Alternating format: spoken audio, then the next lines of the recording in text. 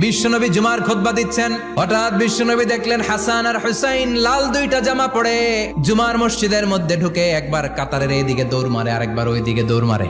বিশ্বনবী খুতবা থামিয়ে দিলেন, মিম্বার থেকে নেমে হাসান হুসাইনকে দুই হাতে টানতে টানতে মিম্বারের উপরে নিয়ে আসলেন যাতে মুসল্লিদের ডিস্টার্ব না হয়ে যায়। হাসানকে ডান হাতে ধরে হুসাইনকে বা হাতে ধরে বাকি খুতবাটা বিশ্বনবী তখন শেষ করলেন। আবার বিশ্বনবী জুমার খুতবা দিতে দাঁড়ালেন, এক সাহাবী এসে বসে বলল, বিশ্বনবী বললেন, কম দাঁড়াও, 2 রাকাত পড়ছো?